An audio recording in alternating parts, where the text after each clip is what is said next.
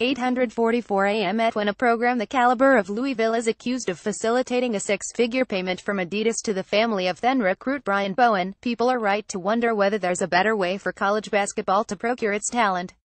Accordingly, an NBA rule change to allow players to enter the league directly from high school, a partial retreat from total amateurism by the NCAA, or greater freedom of movement for transfers have all been advocated on the grounds that the resulting markets for talent would function in less nefarious and putatively more natural fashions.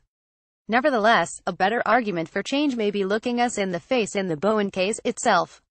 It might make perfect sense for Adidas, a company with over $22 billion in annual sales, to front $100,000 or so to a charismatic performer such as Bowen in order to forge a relationship and wall off competing brands.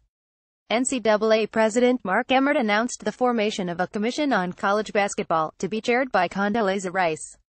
It made far less sense, if any, for Louisville to apparently think the number 14 ranked freshman in the nation would really be so good on the court in 201,718 as to justify risking all that has ensued. If Bowen is any indication, 1-and-1 track freshmen are benefiting from a perceived value they would be unlikely to generate on their own in pure performance terms. I pulled the data from the last decade of college basketball, a time period that has coincided with the reign of the one-and-done system. I found that the top freshmen really do perform better in their initial college season than other first-year players do, but a first-team All-Major conference player will, on average, outperform that elite freshman by a factor of about 5% in terms of offensive rating. But this difference in performance is actually greater than 5%. All-conference players are more efficient while carrying heavier workloads on offense than one-and-done freshmen carry. One-and-done versus experience offensive rating possession usage percent. Top 10 freshmen by HS rank 109.224.11 and Duns 110.024.2. First team All-Major Conference 115.925.8. First team All-American 118.427.9. First team All-Major Conference stats from 201,617. All other stats from 200,607 to 201,617. Player data. KenPalm.com. Naturally, summarizing a player's worth through his offensive rating and workload has its limitations. These metrics measure performance on offense alone, and certainly it's possible for an elite freshman and/or an all-conference performer to achieve his lofty status substantially through defense. In fact, I'll be watching Texas closely this season to see if Mo Bamba, for example, does precisely that. Still, these numbers speak to a common-sense point, one that perhaps bears repeating. We make a big deal out of one-and-one track freshmen because we assume they'll be outstanding at college basketball.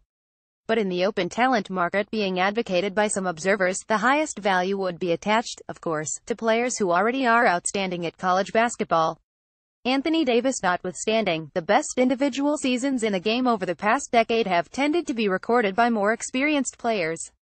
This is hardly surprising. We know freshmen are playing a sport in which an 18 or 19-year-old's performance will continue to improve measurably. So, whether your season of choice is Stephen Curry in 200,809, Kemba Walker in 201,112, Doug McDermott in 201,213, or Buddy Hield in 201,516, it's no mistake that all of the above were either juniors or seniors at the time. None of which is to say that elite freshmen are being overrated. Actually, you can make a case that evaluations of high school recruits are better than they've ever been, where better is synonymous with in sync with the NBA. Rather, the performance wrinkle here is simply that the top freshmen so often leave. In the one-and-done decade, nearly 70% of all prospects ranked in the top 10 nationally out of high school have played no more than one college season. Karl-Anthony Towns, for example, really was as great as evaluators said he would be, and in a previous era had be entering his senior season right now. But Towns is long gone, along with his shot at reigning as the most accomplished veteran in the college game. Now that status has instead fallen to a Bonzie Colson or a Grayson Allen or some other such graybeard. Colson and Allen aren't as good as Towns would be, of course, but such veterans still stand an excellent statistical chance of outperforming the vast majority of even the highest-rated freshmen this season. We should remember, then, that the other reason we make a big deal out of freshmen and, to a lesser extent, transfers is merely that they're islands of variability in a sea of roster continuity.